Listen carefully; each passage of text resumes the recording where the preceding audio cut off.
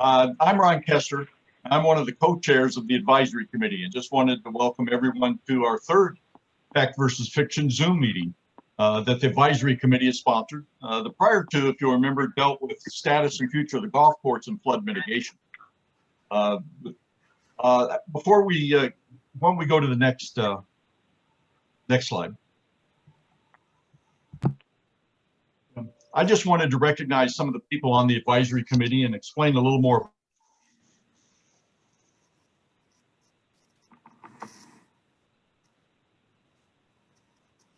Can't hear you.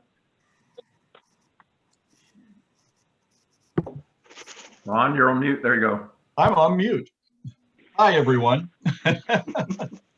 For those of you who could read lips, we're about 5 sentences in.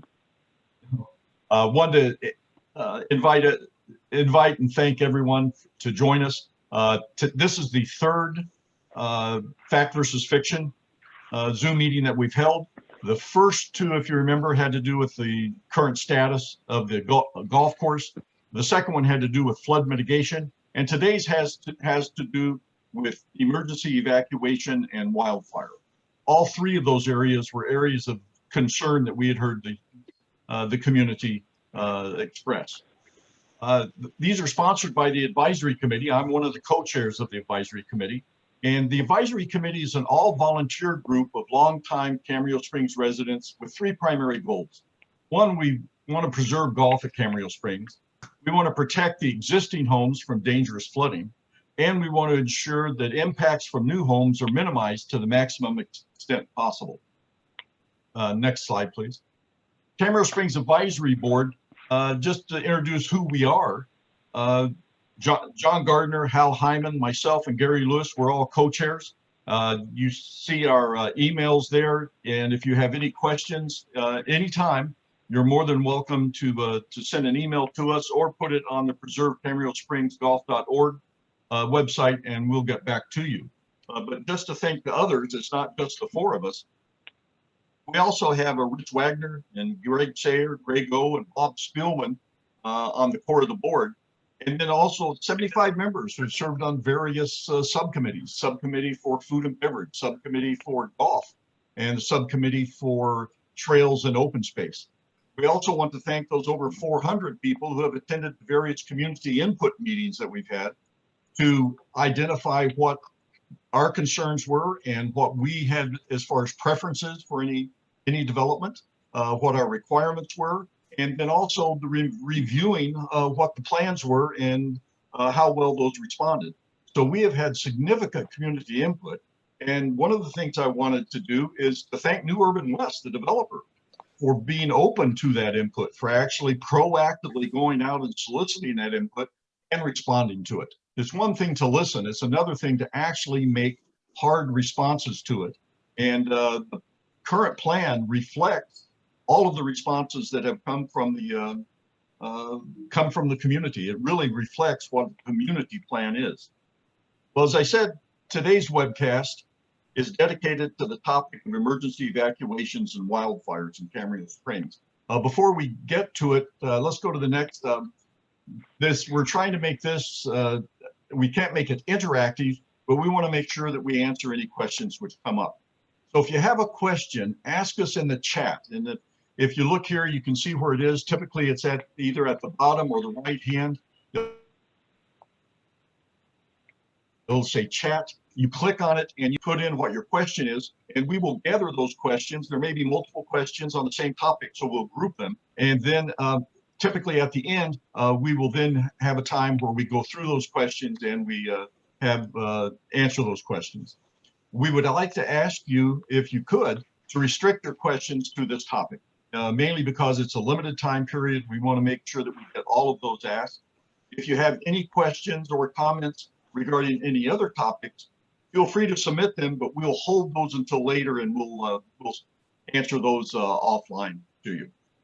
As we said, we're pleased to have with us today, and part of what we're doing in these fact versus fiction is we're getting experts in those areas to review and comment on the process, so that we're getting factual expert analysis of what the plan is and how it approaches each of those areas.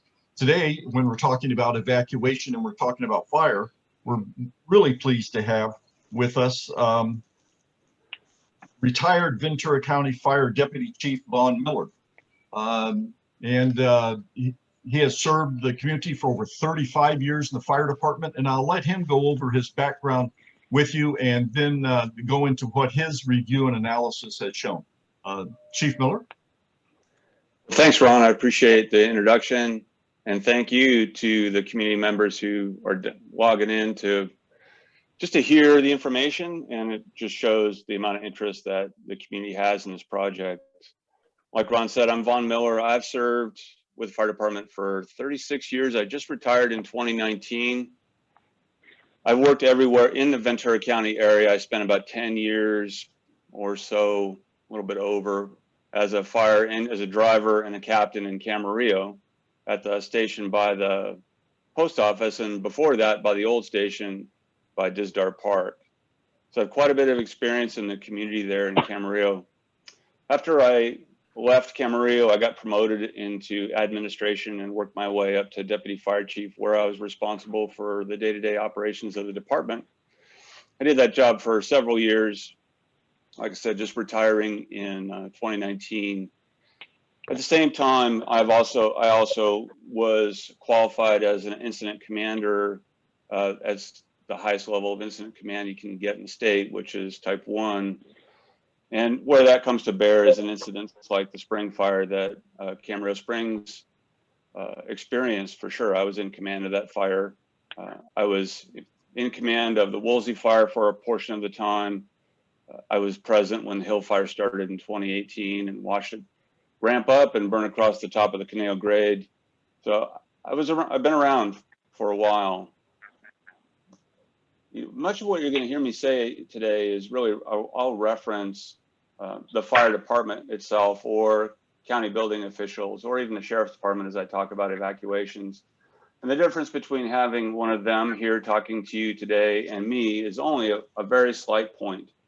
Is if an appointed official is going to talk to you about evacuations, they really can't, they give their official opinion or their official information. They can't give their personal opinion about a project. And I'm here because I'm retired, I can give my personal opinion about the project.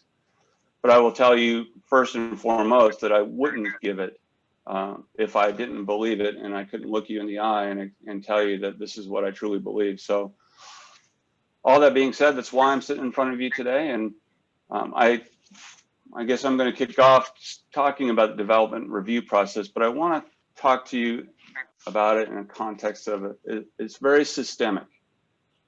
Development review is a system. A project is developed, a project idea is developed, and it becomes an official project at some point in time when somebody wants to pay for it. And it goes into a process with city officials and county officials to review and make sure that thing conforms to standards.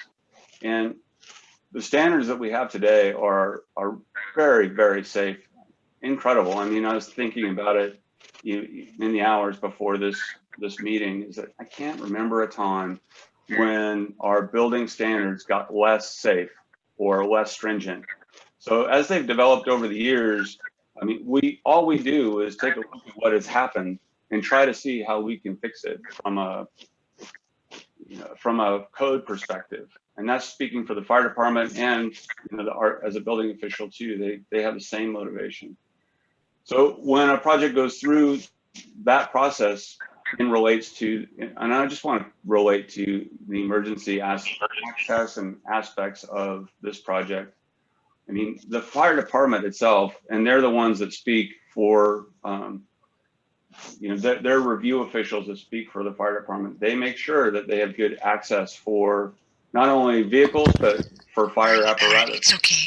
I don't care. Oh. They make sure that fire trucks can get in and out. They make sure that and one of the key things, especially when it relates to evacuation, is that you can get people moving out when emergency apparatus is moving in. So we'll talk about that a little bit later. But one of the things that our county has had for years, and I even have it in the area where I live in Newberry Park, is they require multiple points of ingress and egress, even if it, you know, it's in my area of Newbury Park where I live, there's about, oh, I don't know, maybe it's 2 blocks, 3 little cul-de-sacs paired together. But we do have a second point of exit, even though it's a very small one. And I think that's an important point, is our department was very committed to making sure that if one entrance or access was blocked, that you had a second way out. Like I said before, roads by code have to be wide enough to provide access for fire equipment and our big ladder trucks. I don't know if you've seen them running around in Camarillo, but they take up a little room, and this part of this review process makes sure of that. And of course, fire flow and water available. And even in, I mean, I've had several fires in my career where we've had fires under construction. The Arbalest fire in the early 90s, it burnt up probably, I think it's hundreds of apartments, and fire flow was already available to us even before construction initiates. And that's one of the things that our Fire Prevention Bureau makes sure that it happens. And lastly, you know, like I said, building codes really don't get less safe, and we have constantly improved materials and techniques so that our homes and our structures are better protected from foreseeable threats. And that in our area really is wildfire. That's the most normal threat we have. I do want to talk about, before I go to review the proposed project, I do want to talk a little bit about evacuations and what I did to prepare for this this meeting and to meet you. Is that, you know, I didn't come on board to do this without talking to my peers at the fire department. So first thing I did was give a call to the fire marshal and talk to him about the project and see what his view of it was, what what his view of the developer was. He can't really speak to it, but I can. And it was very positive feedback about not only the project and the developer's willingness to comply. And that's important when you're an official working with a party that's trying to develop a project. So I did review the project. I took a look at it. I do know the Camarillo area, the Springs area, very well. And so, but I don't usurp what the fire department's responsibility is. And so they are responsible to review the project. But I reviewed it so that I could look you in the eye and say, yeah, I believe this is going to be plenty safe. It meets all codes. It meets all standards that are in place right now. And I think it goes a little bit beyond, and I'll talk about that in a few minutes, about some of the points of egress that are being improved. But it does meet all the requirements that are existing for the building code and the fire code. And there are multiple points of access. And I don't know if you're aware, and some of you are. I think Ron was telling me that during the 2018 Hill fire evacuation that somebody ran through the gate. Is that right, Ron? At the end of Margarita?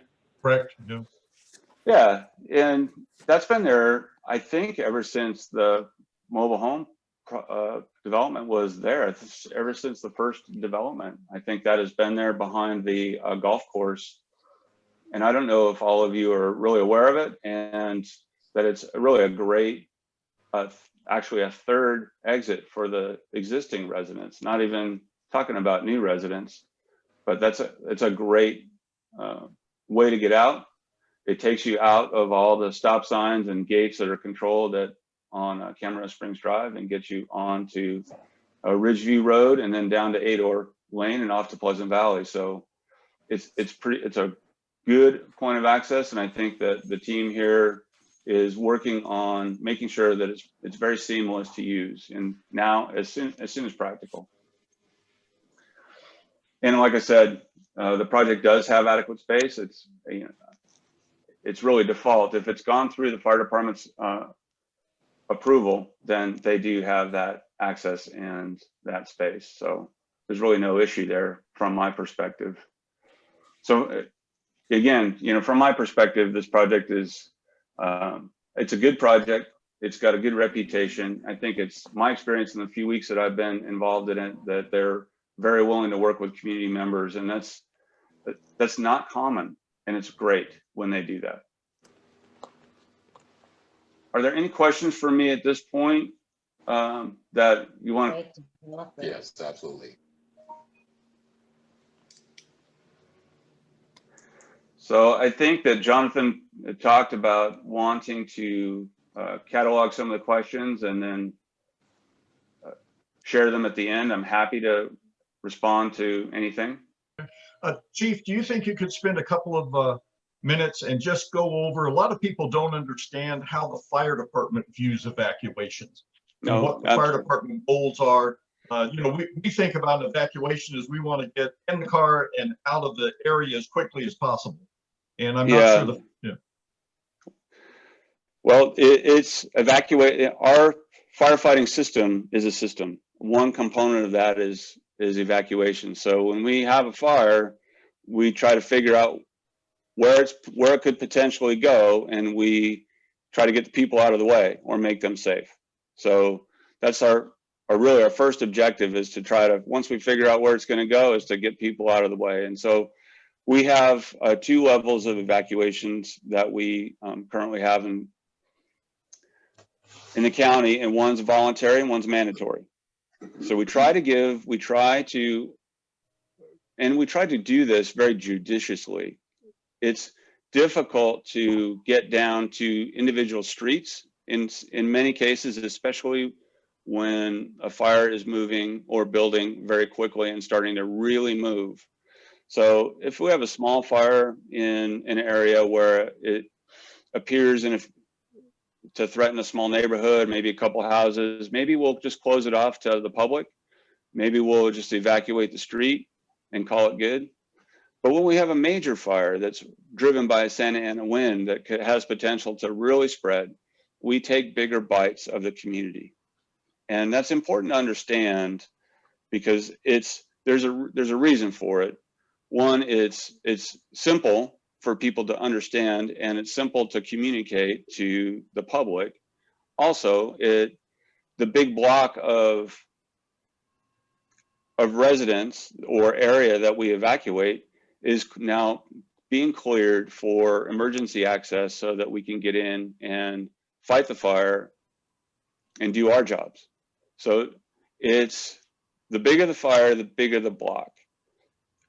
That being said, there's still very safe areas, actually very close to larger fires. And I want to try to separate out a little bit with the idea of having to evacuate your home and the idea that my personal safety is immediately at risk. You have to understand that we evacuate because of it's a system. We're trying to get the population out of the way, get people in. Very often when a fire burns through, that there's some time that we have to work in there, and hoses are out and people are walking back and forth. And you know, when a fire burns through an area, you're not always wanting to pay attention to looking for traffic and residents and things, you know, normal traffic moving around in development. You want to pay attention to what's going on with the fire. So we like to clear an area when we can. We try to do it very judiciously. So voluntary and mandatory are our 2 modes. We identify first off the mandatory evacuations, and then we ask ourselves we announce those, and then we ask ourselves, is there any is the fire's going to transmit even farther? Are there anybody we can give a voluntary evacuation to? And it's really intended for those that need additional time or assistance to get out of an area or to move out of their home. So a voluntary evacuation is really, if you're able-bodied, you don't feel that the threat is imminent to you and your family, voluntary evacuation may not be for you. But if you have horses, animals, you have special needs, you have you need physical assistance to get out, or you have a lot of stuff that you need to attend to, we ask that people pay attention to voluntary evacuation. It also helps us close an area and not allow people in. So voluntary evacuation keeps out the looky-loos and the public, the other public that wants to see or really doesn't have a inherent business in the area that we're concerned with. So those evacuations do both of those things. As it pertains to Camarillo Springs, I know that, and I heard that, you know, during the Springs fire that things went really well, and during the Hill fire things got a little bit more hectic. And a very simple explanation for that, and I think you'll understand it, is time. I mean, when the Springs fire started, it was 7 in the morning. It sat down behind the RV area for about an hour. It was the only fire, even though we had a Santa Ana wind, it was the only fire burning in Southern California. It was definitely the only fire burning in the county. So there was a lot of resources available to deal with that. As the sun came up and the fire started to move up the hill, you know, we expanded our evacuation and started working on evacuating up in Newberry Park. But you probably experienced a very orderly process of assistance. The sheriff's great about getting out and assisting people. They have TRTs, technical response teams, that go door to door and really make sure that you're notified that you're under evacuation and encourage you to leave. And then they make a little note that they've visited your address. And then if they can give traffic control support, I think they do it. It's all about their staffing and availability. When the Hill fire occurred, that one hit us pretty hard and all at once. So we weren't the first fire going at that point in time in Southern California. It definitely, we were on a fire in Newberry Park when the Hill fire started, and it immediately endangered much of the top of the grade and much of Newberry Park. We had a full canal grade that was packed with cars. We had that new senior home that's at the top of the grade to deal with, and all the business park, Lowe's, etc. And then Vallecito Mobile Home Park right across the freeway. So what I'm saying is a lot of our resources went there at first. And so I think you were put on a voluntary early, if I remember right.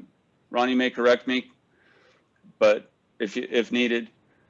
But that's wise, and you probably experienced a lack of the same support that you got in the Springs fire, and really that's just wise that Newberry Park was being hit harder, and our resources went up there for the most part.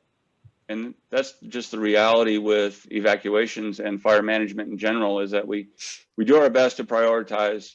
And if you're not in the path and we don't have to act immediately to get out, we usually let the people, you know, ensure their own safety and try and give them notification and let them do their job, which is to safely leave. Have I covered it, Ron? Is that? Yeah, and if you could just spend a minute, in one of our discussions, you talked about difference on the road. You actually can be safe, even though that you're not out of the area. Well, and thank you for reminding me. You know, that is an important, and like I said, I want to try to draw a difference between evacuations being safety. One is there's no good evacuation. I don't, you know, nobody takes evacuation lightly. That moving somebody out of their home, even for a short period, is very traumatic, and it's just not a pleasant experience. So, however, if there's no fire impinging on you or your home, then you're safe. You're just being asked to leave the area. In Camarillo Springs, really the perimeter homes around the back of the development there, they're the only ones that are really exposed. And as you drive down 8-hour lane to Camarillo Springs Drive, or even if you get down into the mobile home parks along Margarita Drive, I mean, you're sitting along golf course there. You're pretty safe from fire. You just may be in some traffic leaving the area. And that's the difference. This isn't because of our development standards, because of the process that we go through to plan our communities.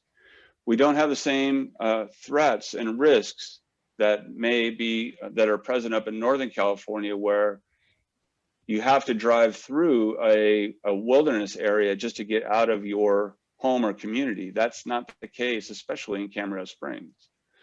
if you remember in the Springs fire, I mean, it was safe enough early on to put our command post right down there at the business park, right? We're down there. So that's not a long drive. And we may still have said, yeah, this is the evacuation area, but we're all there, you know?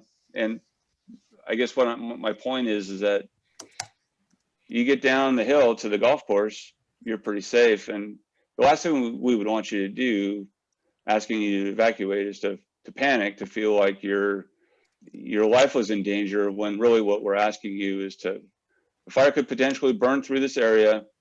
We're going to clear you out right now so that we can ensure your safety. Please leave in an orderly manner. And that's really what we're saying with an evacuation.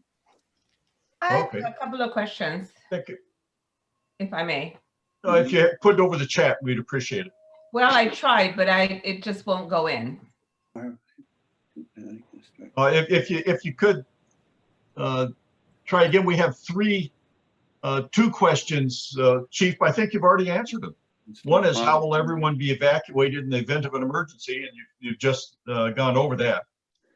Well, and the other one was, how will everyone be asked what happened with the most recent evacuation? And we just contrasted the 2013 and 2018. So an evacuation is an area closure. We announce it, social media. The sheriff is really the one that is in charge of everybody's like this. You can see certifying the evacuation. So the sheriff's department goes out. If they're adequately staffed, which what they usually do is take most of the deputies out of the jail that are doing the jail duty. They can get them on the road super quick and get out there and go door to door and make sure that people are notified. So you get notified a number of ways. One, social media, news media. Two, it's very likely you're going to get a personal visit from a deputy. And three, we usually close the area with traffic control, or at least go through the neighborhood and announce with a loudspeaker. That's how we do it. And we usually announce, if it's a voluntary evacuation, it's usually a step less than that. And because we prioritize the mandatory evacuated areas for our personnel to take steps. There was one question, Chief, that came in. It said, and this kind of harkens back to the 2018 fire. When the 101 is closed due to fire, what is the alternate route out of the area? So the only real alternate route is down Ador Lane down to Pleasant Valley. And that's an extremely safe road. You're in the middle of farm field down there. I mean, you're driving by the golf course, you're by farm field, you're very safe on that road. It may be frustrating that you're in traffic on that road, but you're not in danger on that road. Yeah, we had another question, Chief, and matter of fact, we just exchanged emails on it this morning. It said, if the gate at the end of Margarita can be used as access point, who has the key? So the secondary, what's that? No, go ahead. The secondary access. So you have a gated community, and you're very familiar with fire engines and law enforcement people coming through the two gates. There's a knock system on those gates. It's a special key that safety personnel have to get into buildings and get into these areas. We require it. It's on the VCFD website. And it's usually as a part of the development requirements that comes through there. We work with the developer and they place these keys, and the personnel come out, and there's a test at least once a year that we do where we go out and make sure that our keys all work, that everything's working as it should. So there should be a Knox lock on those gates at the end of Margarita, and the gated fence at the end, at the opening where it opens onto Ador Lane. It would be nice. I mean, in a perfect world, it'd be nice if you didn't have two gates. It was probably the intention of the fire department when the development first occurred there, that the gate at the end of Margarita was the only gate. And that fence probably ended up there just for good reasons, for security reasons for the golf course and the property around it. The responsibility to make sure that the gate works and the fence opens is really, you know, the residents there and the owners of the property. We have other keys too. We can cut locks and we can open gates without keys. But you have to understand that when we're acting in an emergency, the time it takes to do that is probably not going to be allocated for a while. And it's better if the owner of the property and the residents involved really make sure that there is a smooth way to open that gate. And that's what we've been talking about with the team here, and is to try to make sure that can happen, because that's the most efficient way to do it, is to make sure that that gate can open either by a public safety official or by maybe a residential group or a CERT team member charged with that responsibility by the community. Yeah, and I That's think, would make sense.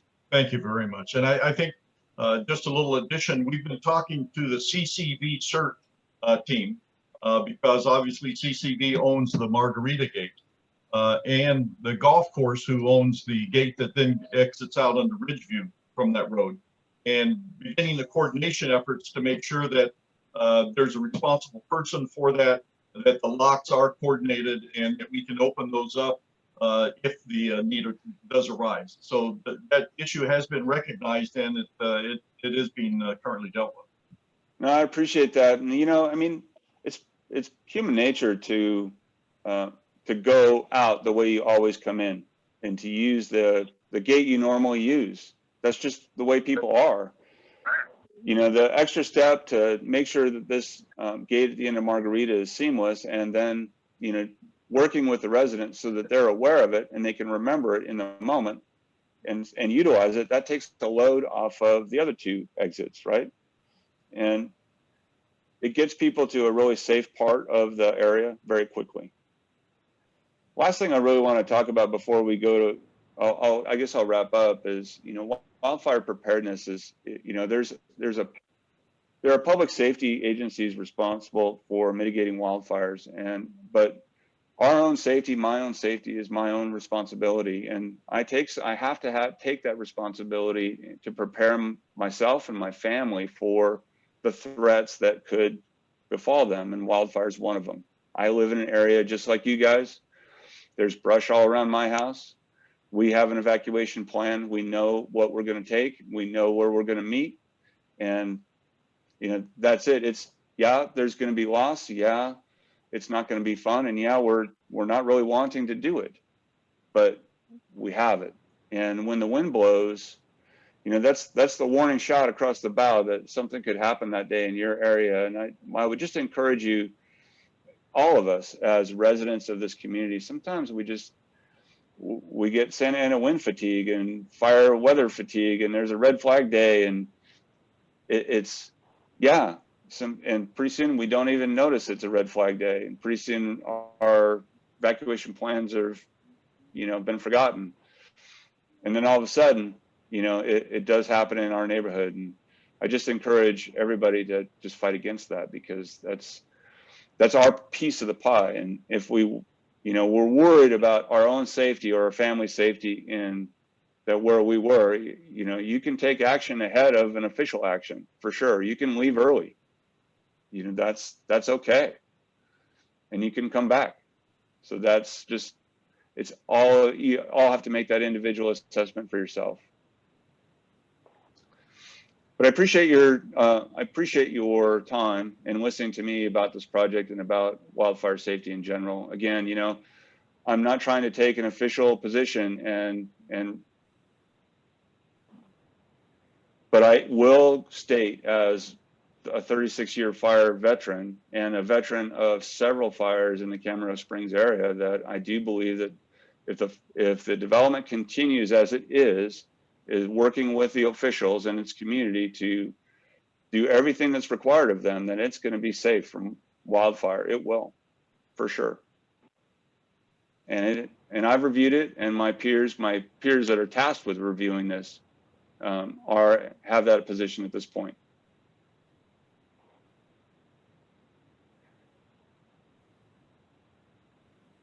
population is not necessarily a factor with evacuation safety. As you've heard me state, all of us need to take a better piece of that pie. You know, there are many areas of the county that have a denser, thicker population around in a wildfire area that have to get out and may have to move if fire comes to them. You know, the standards are developed and applied across the county.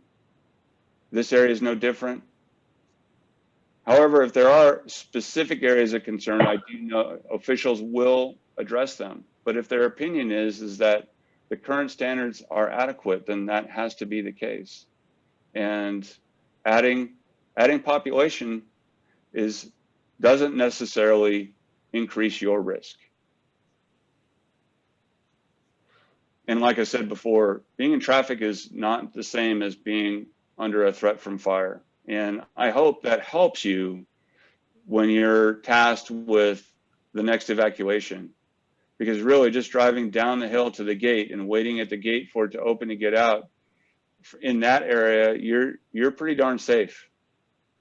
You're almost sitting on a golf course, and if it really got bad, you could just walk out on that golf course, and that's not, you're gonna be fine. So that's my opinion, my personal opinion, and I welcome any questions at this time.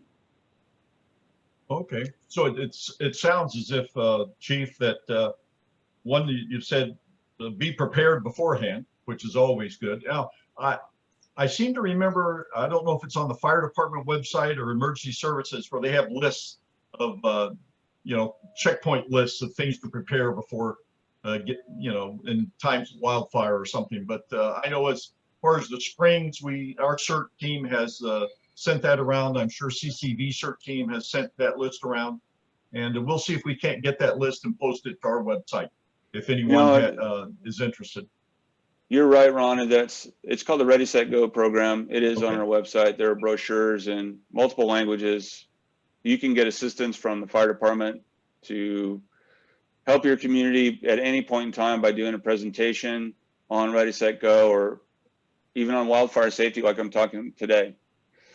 So they're there to help, especially during the off season when they're not quite so busy with wildfires, but definitely they're there to help. And I just want to again compliment your community as being very proactive to just being organized and so self-sufficient. Nice job. And I guess the second thing is listen to the safety personnel. If there's a voluntary evacuation order and you feel that you need longer time for whatever reason, heed that warning. And if it's mandatory, heed that warning. Don't get complacent. Just don't in Southern California. It's easy to, but if they told you with maybe 40% certainty that an earthquake could happen today, I mean, that would wake everybody up. But for some reason, a red flag day it's kind of another day in Southern California. And in many areas, that's okay. But in the areas like I live, in the areas like you live, we just have to have our guard up. And so pay attention to the news media, be prepared, talk to your family about what to do in evacuation, and please, that's being prepared to evacuate is half 3/4 of the battle. The rest of it's just driving down the street. And then speaking of driving down the street, I guess the third element that you'd emphasized was just remain calm. What you're safe is if you're on the street evacuating. You may get frustrated because of traffic, but remain calm and you'll be able to go up. Oh, absolutely. Yeah, we live in a very safe community. Our officials have made sure of that throughout the time that we've lived here. And yeah, more people get hurt by vehicle accidents in an emergency situation, the public, than they do by the actual emergency. And unfortunately, that's very true in our past history. So please try to remain calm, try to take early action to protect you and your family and your community. That's the important part, and let the public safety officials do their job. Great advice. I'm looking at the questions, and we haven't had any additional questions. We'll give a minute or so in case anybody wants to ask a question before we sign off.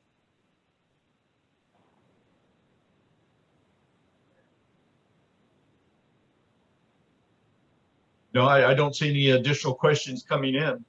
Chief, I just wanted to thank you very much for, bringing your expertise to bear on analyzing this and giving us your professional opinion.